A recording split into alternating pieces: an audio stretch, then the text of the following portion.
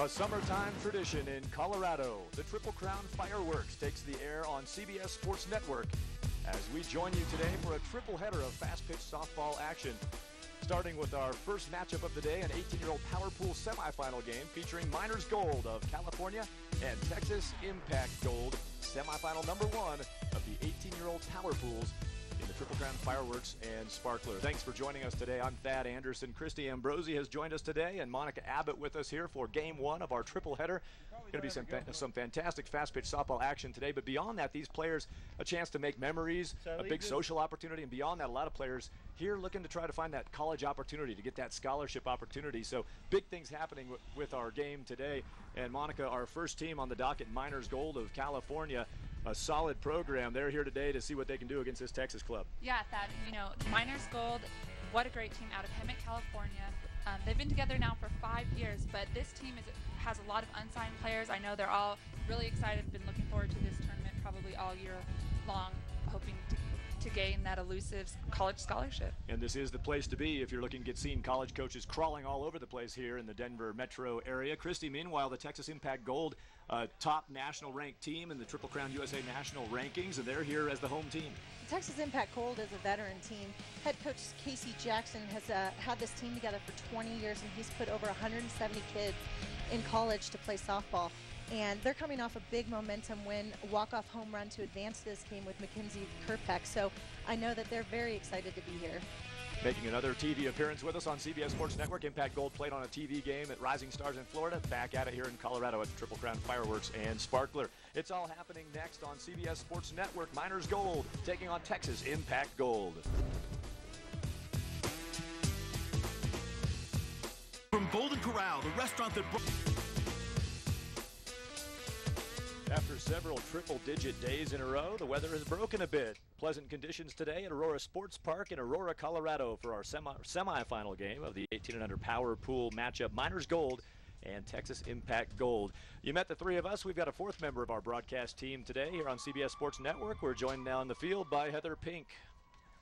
Hey, Thad. Today we're going to see some of the best 18-year-old teams in the nation, but it's just only 4 teams. There's over 600 teams in the Denver, Colorado area here to come play with Triple Crown Sports. Not only that, there's over 350 coaches all across the nation, big or small, whatever conference it is. There's even Arizona State, and all the Big Ten schools are here to play, so the pressure's on. And over 350 college coaches in or college programs represented in the area here, as Heather mentioned. Just an impressive bunch of things happening here in Colorado. The lineups today, as we get ready for this semifinal game, are going to look like this. We'll take a peek at how these coaches are going to deploy their teams as we hit the diamond for the first game of a triple header on CBS Sports Network. It'll be Miners Gold batting first. The designated visiting team today is Miners Gold, and here's their batting order. Sammy Galarza will lead it off to play second base.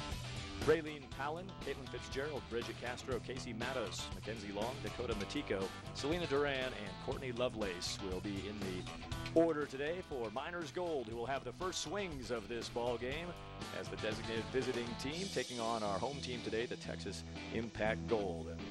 That's how the Miners Gold will attack it. Lena Lovelace, the coach, put that lineup together. We appreciate the coaches and the players helping us out with information yesterday, all through the day, and last night we did bio sheet collection with these players, met with the teams, got a chance to meet the players, have them fill out some information about themselves. It's a lot of fun with these players. You get players ranging in age from as young as 14 on some of these 18-year-old teams all the way up to 18, and as you meet them, the energy and the enthusiasm these players show just to be around the game, be around each other, it's an amazing experience. It's fun to see young people having such a blast at such a high level of competition. I think, Monica, Christy, you've both been down that path, but as much as anything, do you remember the people and the social part of this? Yeah, I think this Colorado tournament, it's one of the tournaments you look forward to every year, and you meet so many softball players, not only on your team, on other teams. There's all-star games going on. You get to go whitewater rafting. There's a big social element, but then there's also that element of softball where you're here to take care of business. And we're going to look at the Texas Impact Gold defense, and Christy, I want to ask you about, you're still working with young players as well, so we'll talk about that in just a second. Texas Impact Gold on the defensive side. There's a look at the diamond when they take it in just a moment. Reagan Bunker will be behind the plate, taking pitches from Katie Marks in the circle today. Mackenzie Kerpeck, who hit that big walk-off home run, Demi Turner, Tori Vidalis, and Paige McDuffie around the infield. Mariah Garcia, Andrea Hawkins, and Allie Piro in the outfield today for the defense of the Texas Impact Gold. So good luck to both of our teams. They're going to play today. If they win this game, you'll see them again tomorrow on CBS Sports Network. It'll be a 5:30 Mountain Time, which is where we are, or 7:30 Eastern Time first pitch for the championship game, which will feature one of these two teams against the winner of our next matchup right here on CBS Sports Network. So it's going to carry on. You can just sort of bunker in here and on the couch today and tomorrow and just enjoy some fast pitch softball. Christy, to get back to our conversation about the sort of the social experience or the bigger personality experience of this whole thing. You went through it yourself as a player, grew up in Kansas City, but you were able to go play at UCLA. So you saw Midwest ball, you saw West Coast ball, and now you still continue to work with players as an instructor. What do you see that a young woman gets beyond just between the lines out of this game? There is so much. I mean, this game has evolved so much before, when I played, and after. And, you know, this tournament, for example, with the power pool games, I mean, they've ranked the teams now that come through this tournament. They have power pool teams, which means they're the best of the best in the tournament. And so they come together, they play pool games. It's like a mini tournament within the tournament. And that's really exciting. And then you've got the social aspect, which is, you know, the drive out here, the hotel, swimming, going to Estes Park, doing all that fun stuff together. That's really what they're going to remember. They're not going to remember the scores of this game, but they're going to remember those things later on in life.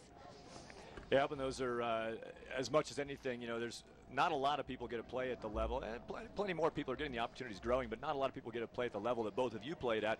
So there's got to be a little more to it. And fortunately, the coaches we've met here, they seem to have that vision as well. You know, we're trying to do a lot of things on the diamond, but we also have almost a bigger mission going on here with a lot of these programs, and that's refreshing to see. Now, we had ourselves a good moment, and we're just going to go ahead and throw it right out there for you.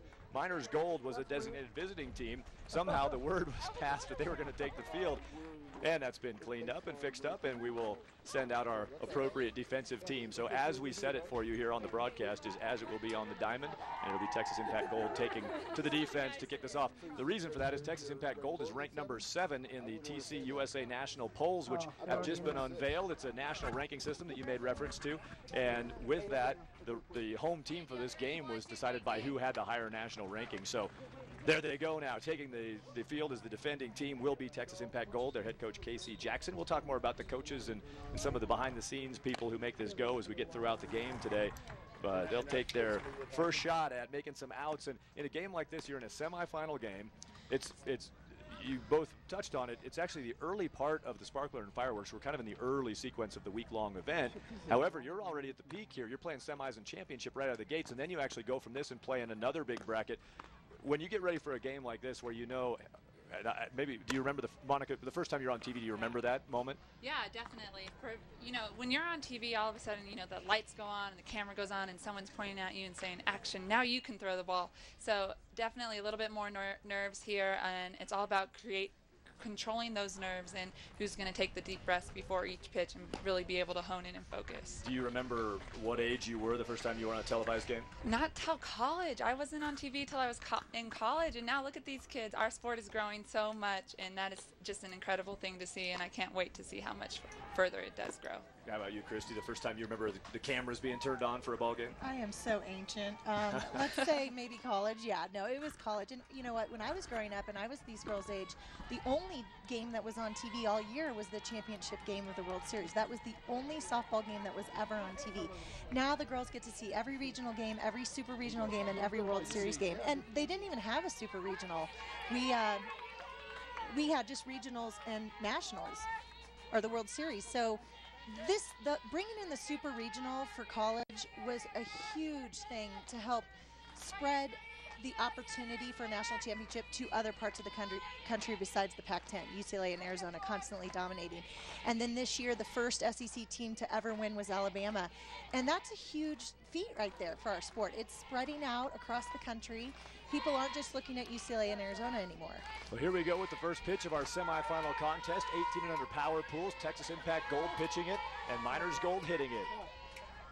And pitch one is strike one, and as a pitcher, Monica, phew, kind of wipe the brow off. Now I'm in it. Pitch, you know, first pitch of the game. Love that she's leading off with this strike. You always want to try and get ahead as a pitcher, especially just setting the tone for this game for the Impact. 0-1 count after pitch one of our semifinal matchup. And there's a foul ball. Quickly 0-2 goes the count to Sammy Galarza. Samantha Galarza of Moreno Valley, California, leading off here for her Miners Gold team. And in the leadoff, circle, Katie Marks. Yeah, the leadoff position is really, there's a lot of pressure, but you can't put somebody there that can't handle pressure. I mean, they are the spark plug.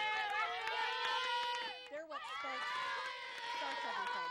There's a good pitch, up and out, moving the ball around a little bit. And Katie Marks has a strikeout on the leadoff at bat. One down on the swinging strike three. And what a way to start out the game. Katie Marks from Katy, Texas has signed with the University of South Carolina. So for her to come out here, she can relax. There's no pressure. She gets to enjoy this tournament, not have to worry about, oh, which coach is here watching me. And that's a lot of stress for the girls. But I think the more opportunities they have to play in environments like this, the more comfortable they're going to get. Raylene Palin now batting left side. Back-to-back lefties to lead it off for Miners Gold, and that strike call makes it a 1-1 count to Raylene Palin. You see the information on the screen about Raylene out of Whittier, California. She puts it down, and the bunt fielded and successfully defended. Thrown across for the second out of the inning. Picked up on defense by Mackenzie Kerpick, and thrown across the diamond into the glove of Paige McDuffie. And you can see that, you know, she put the bunt down. It's hard to get a bunt. When you bunt it to third, it's the last person you really want to bunt it to. You really want to put a bunt down right in the middle between the first, the third, the pitcher, and the catcher, because you have 4 people going to the ball, and there has to be communication. Yeah, usually they want to try and bunt directly to the pitcher. There's a swing and a first batted ball into the infield of our game, and it's thrown in the dirt, so on the error, Caitlin Fitzgerald will reach first as the first runner of the game for Miners Gold with 2 down in the top of the first. And that's why you always hustle out everything. You just never know. You put the ball on the ground, they got to field it, throw it, and catch it to get you out. They got to do 3 things right. If you hit a pop fly, they just have to catch it. And now in the cleanup spot, Bridget Castro with an opportunity with a teammate aboard and 2 down in the top of 1. Chance to scratch the scoreboard first. We're in the top of 1 at the 18 and under Power Pool semifinal.